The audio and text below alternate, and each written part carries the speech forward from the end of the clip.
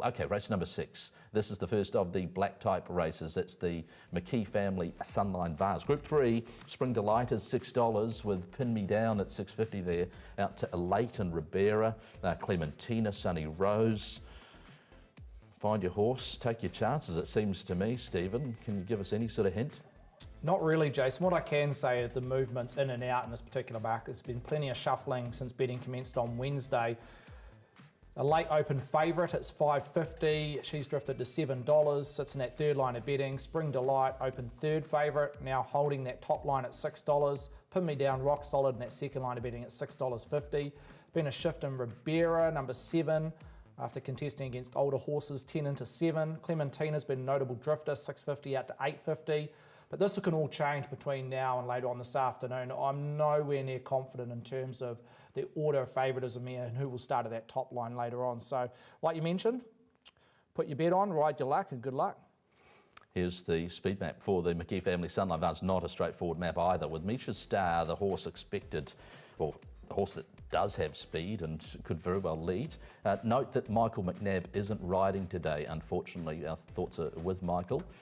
He is not riding today. He was booked for Misha Star. So just check the book of rides that he had and who's going to be taking over those, Michael McNabb. Spring Delight, Nashariva, pull your socks up. Sunny Rose, The Real Beal, Oratia and Ribera, all painted in orange, and yeah, they could all sit anywhere between second and second last. It's that sort of race. But a man with cherries all over his bat because he plays shots, Brendan Popwell, how did you sort it out? It's a good race, isn't it? It's a beauty. There's obviously we saw that first line in the sand towards the New Zealand Oaks on Wednesday in the Lowland, didn't we, with Queen of Diamonds showing that she's not too far off the mark towards that Group 1. And Melda Mary was good in that race as well, and a chance for these fillies now, Bevan, to step up and look, many would say we saw the Oaks winner on Wednesday, but there is still some good fillies here. How did you sort of break the race down? Yeah, Wednesday was an interesting day because it was so on-speed dominant, wasn't it? And with Miss Labessa going forward, Matt just got a perfect trip. She does have an exceptional turn of foot with that sort of a run. Look, there's a horse here who I think has been pretty much trained to the minute. It's Ribera. A couple of runs in now, over the 14, the 16. Both of them have just suggested look for more ground, look for more ground. Gets it this afternoon. Craig Grills from a good gate, has enough gate speed to hold a position just in behind them. Because it's a race where Misha Start, yes, it's going to lead, but then you've got gates 2, 4, 5, 6 with some reasonable sort of speed as well. So those out wide that have that middling sort of speed, I don't think they're getting in, so they have to go back. So those are the gates I'm around. I sort of thought pull your socks up might be the best of the rest to go forward and find a position forward with Ribera or Atia finding a nice spot, and I thought Sunny Rose may get the run of the race. So yeah, Ribera just has a feel about it for me today. What about Elate? Because I know the horse, look, tactically was very good because Cameron Lammas made that right decision in the race, which ended up being a winning turn for Elate. Well, if there's no speed in the race, she's done it before, so I think they won't be scared to push forward again. And Troy takes up the saddle here this afternoon. And she was strong through the line. The form has actually stacked up really nicely out of that particular race. And look, Rogers said she's up there with the best filly he's had. Solent Achiever was a filly at some point in her career, so that's a pretty big statement. So she's tractable and she's run the trip. Two factors that you have to have a lot of respect about. Yep, Clementina was in that race, making ground as well, and then Savion Blanc I thought was okay at Te Rapa in the Sir Tristram Fillies Classic. Got Pinned Him Down, who won the 8 Carat, and then of course was beaten in the Royal Stakes. The Real Beal, who ran that cracking race to finish second and nearly caused one of the biggest upsets in New Zealand racing. Well, I think that's the key, because you don't see a lot of speed, but then like the Real Beal was mapped as though it was going to be in the mix, in the middling sort of mix. It's not going to be there, it's going back. So at some point in the time, if a late gets caught wide, it's pushing forward, and the Real Beal's making a run because that's its process. So we may have a first half of this race run at muddling sort of tempo, and then it's going to go whoosh, and it may just be the best staying filly that wins. Yep. And then Spring Delight, who's taken some support as well off the back of that midweek victory. I'm with Ribera as well. I thought the horse, they thought that she was certainly up to taking to Melbourne in the spring. They thought maybe the Oaks could be a possible path for her. She ran a good race in the Ethereal. I love the way that she's tracking into with what she's done over 14 and 1600 metres, and yeah, I thought she was a nice bet in the race. The Mufasa Stakes is the 7th on the program. It's over the 1300 metres like this race. There's a lot of good form, and it's a race that Yeah, I think She's a Thief will run well. We'll get to that market very soon, but we just need to update this Facebook competition because Crea Donahue, we skipped you. We didn't mean to, but the Shark you chose, and you've got the Shark's pick. Another very popular nominee was the Shark, and you've beaten out plenty to get the Sharks' best selection for the Vodafone New Zealand Derby. As I said, go to the Facebook page. If you're on that list, you've also been contacted, but go to the Facebook page and check out the selections for the Vodafone New Zealand Derby. So $3.20 Queen of the Year, lots of money for her. King Louis, $4.60. She's a thief, a drifter, but Pam Gerard was red hot on the form that she's going to present in Stephen Hunt. That encouraged me a lot. There's been a bit of traction following her comments earlier in the show around She's a Thief and Pam Gerard. Staying at the top of the book, Queen of the Year, Glenn Boss does the writing, Drawn the Ace. 360 and a 320, it's what we call smart money during the week that made that move.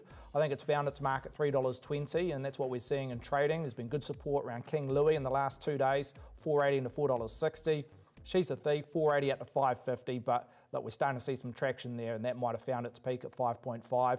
Cyber Attack solid in that fourth line of betting at $10. Now, Tiger Silk, I'm super keen on this runner today, and I'm not too happy. We're holding a decent liability here, 12 into 10. I thought the money might dry up in the last 24 hours, but they continue to back Tiger Silk with Andrew Kilder doing the riding. Wicker Force blinkers on, 10 out to 12. A little bit of specking around Princess Amelia at $35. I thought it might need a bit of fire out of the track. And Rivaducci resuming, $91 on opening. We've accepted a $1,000 bet each way on Rivaducci, now trading at 51. Wow, nice. Chiji Express, much dosh there.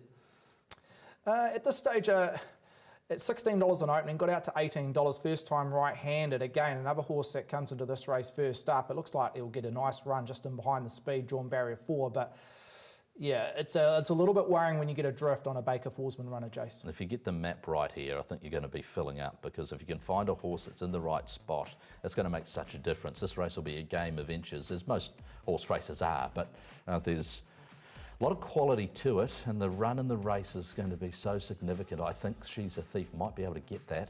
Wicker Force and Queen of the Year showing speed. I think She's a Thief might be able to find that 1-1. King Louis, I'm not sure that Jason Waddell, having spoken to him earlier, is going to be pressing forward.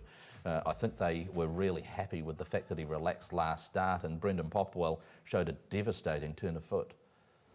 Yeah, look, I think it's a race, though, like we saw there, Jason, with Queen of the Year, Wicker Force with blinkers on, as we saw that horse go forward in a race that was dictated by those sitting in front and outside leader. And that's the race we're going to show you, and that being She's a Thief, who won the race. And some very good runs out of this race from horses in behind. Obviously, bit lippy with how the race was run to be able to finish into third position. And I thought Tiger Silk went to the line.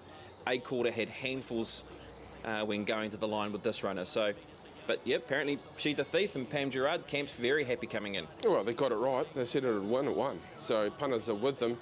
I was kicking the cat on Tiger Silk all the way down the home straight, but I'm not sure it would have picked up the winner. The winner's been very, very good, but Lippy's very, very good. What I will say about this race, I don't get the price around Queen of the Year. I just don't get it.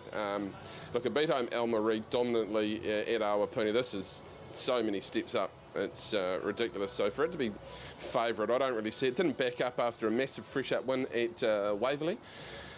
Into good company here at Ellerslie. Is it draw jockey trainer? I mean, does that have a fair bit of a bearing on it? I mean, you know, of course it does. You know, Jamie's flying.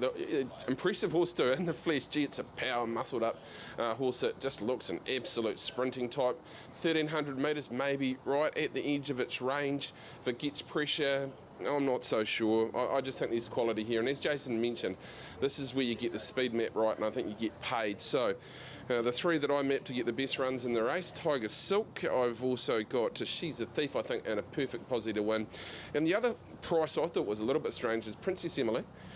Look, she wasn't too far away in a very strong race here on Karaka Million night, and she's got the best draw for that she's had in quite some time, and she's paying 35s against Queen of the Year, who's paying $3.20. So just for me, it's too short. Others will think it's value in this race, but I didn't have it marked anywhere near that price in this race. Yeah, look, it's a race I've been tearing apart all night, to be honest. I was early doors with Queen of the Year. I think it's a race where I think if Tiger Silk can get that right sort of run in this race, is good value for mine. I've marked it as my value prospect on the program this afternoon in Tiger Silk, but Gee, I think Bit Lippy's a horse you could be speccing as well at the price with just how good it was, and needs that something to happen in front for Bit Lippy. If it can find that right position, Opie Boston for Wayne Hillis. And look, even Cyber Attack. I mean, we haven't even mentioned King Louis, who won the Mongolian Khan Trophy, and of course Cyber Attack went with it as well in that race to finish into second position. Yeah, really good. King Louis got the brakes. If they go back on him, he'll need the brakes again, you know, because these are quality horses going around in this. Not saying that King Louis didn't beat quality horses last time, because he did.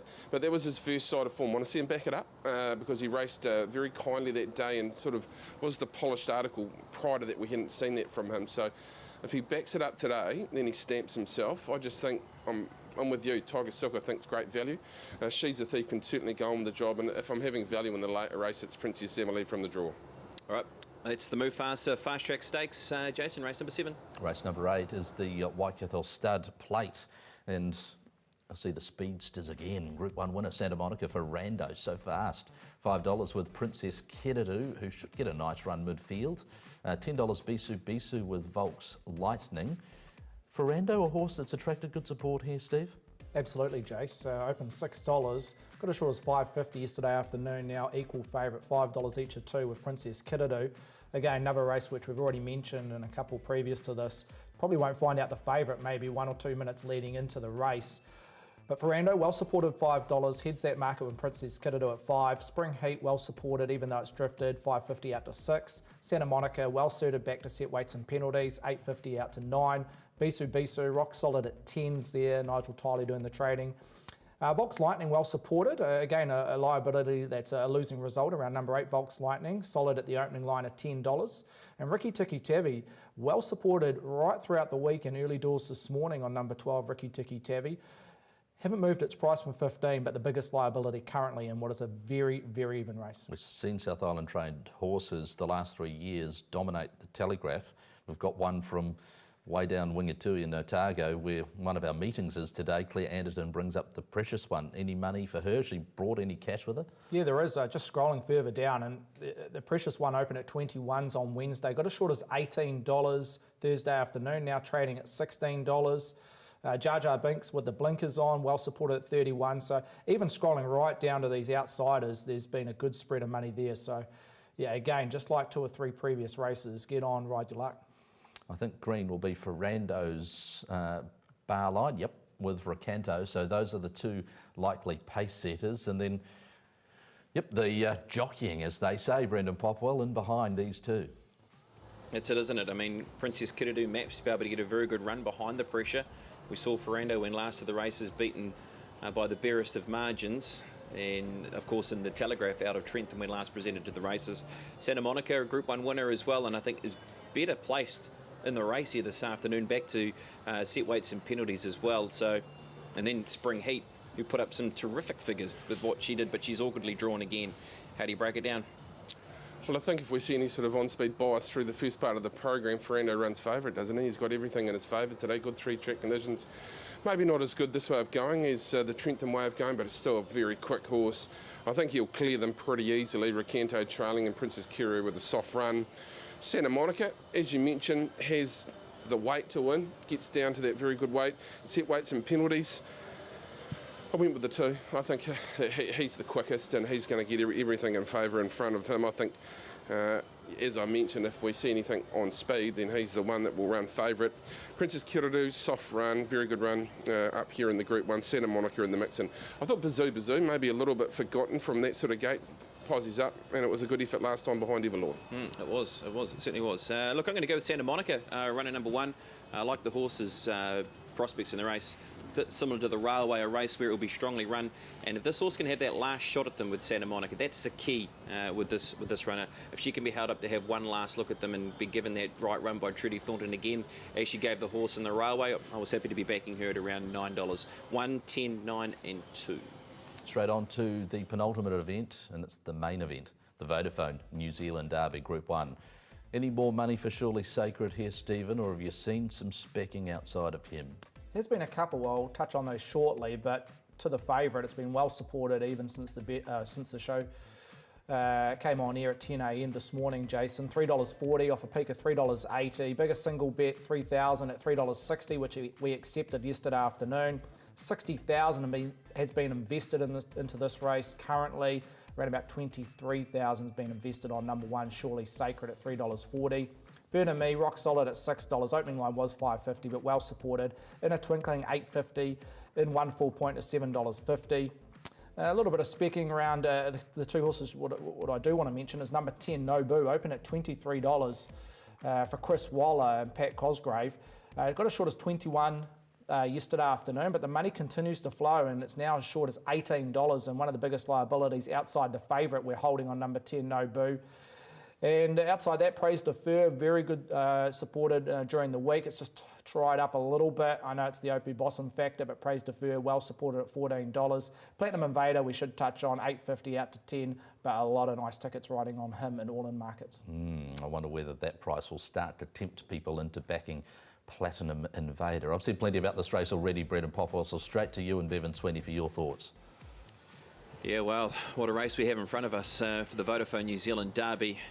No surprise, Bevan, I think that we have seen that Surely Sacred move of $3.80 into $3.40. How do you see the race panning out as they come down past us the first time?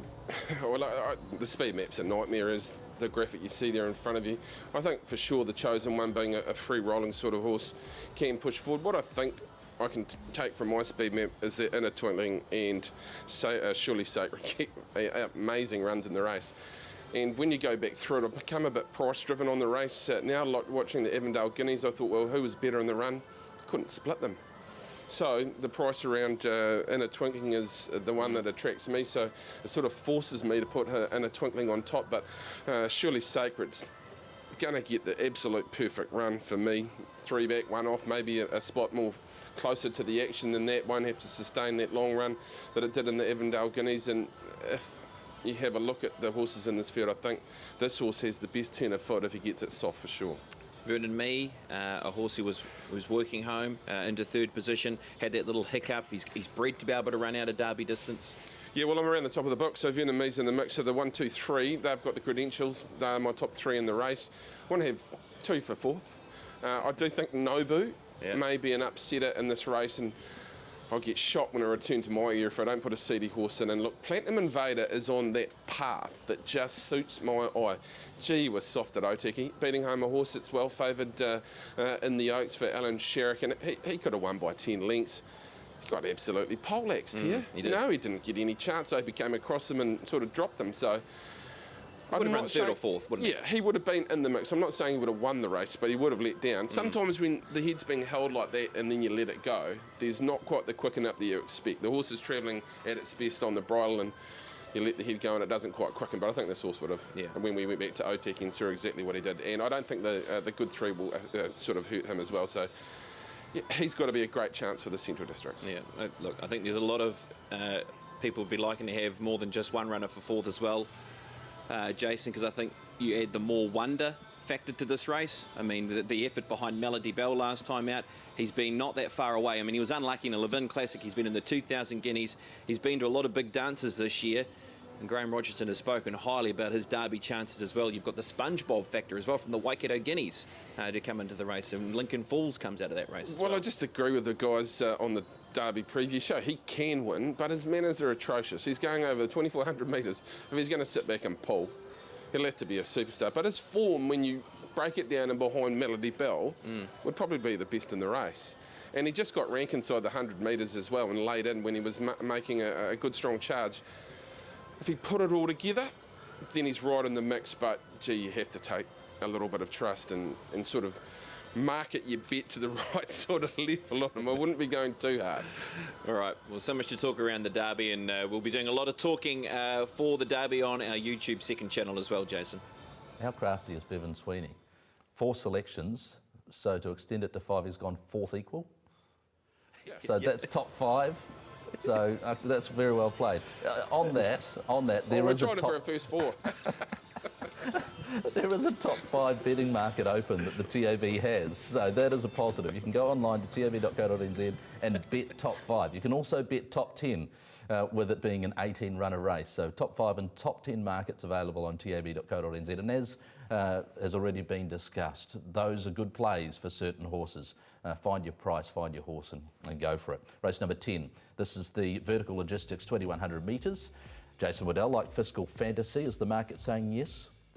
Yeah, nice lead around Physical Fantasy. $4.50 on opening now, $4.20 top line of betting in front of Firefly, who also there's been in one shift, 6 into 5.50 on the quick backup and ran third and behind Constant Hall and Rhinestone Cowboy. It's pretty good form. I think if either of those horses started in this race, they would go out 1-1 in the betting. So Firefly well supported, tantalising 6.50 on opening now, trading 6.5, so no move there. A little bit of speaking around Katy Perry, an interesting runner, hasn't raced since the Dunstan final on the 1st of January. So nice little lead there that this horse is ready to rock and roll after about 8 weeks off the scenes. $9 opening, now trading $8. A little bit of speaking around Master Payton at 9.5.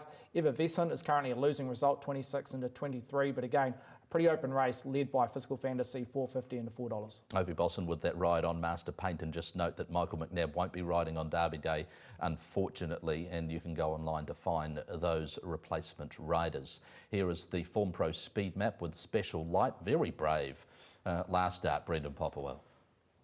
Wasn't it? I mean, and I think surprised Tony Pike as well, because it was a run from a horse who did win a midweek company at Hawke's Bay and had hinted a number of times that she was going to get it done, and she didn't prior to Hawke's Bay, but then backed it up and holding out Super G. They just looked like they were all going to run her down, but wasn't to be the case. Look, Special Light can go forward. I thought Firefly can get a very good spot in the race with Taiki Yanagita. He's won on this horse twice, and he did so over this distance, or over 2,200 metres at this track. 3 starts ago, and I thought the runs so far over 1,400 and 1,600 metres have been nice from Firefly. What were your 4 numbers? Well, I got through race number 9 and looked at this race and clapped in a puddle last night because I thought, how do we work this out? Yeah, I was with Special Light. I love it when these mares get in form because they hold it. The mares generally, once they get there, they keep on rolling. And I did the speed map, thought, well, she's going to be there. She showed good toughness last time. I know it's a step up, but I definitely had her in the mix. Keen on tantalising in this Firefly and Master Payton, I thought would make up the first 4, but I found it difficult. All right.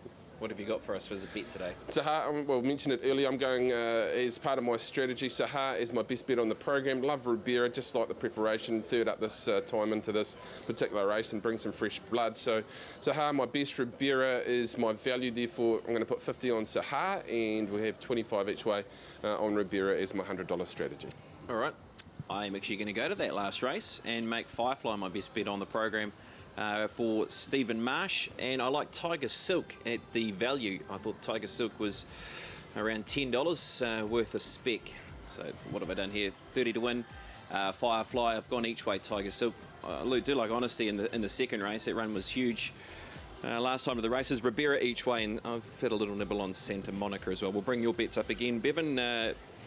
Graphically for your couple of bets. Yeah, I don't make that man work quite as hard. We'll just keep it nice and simple, 50 on Sahar, and we'll have 25 each way on Ribera. Just love the price there.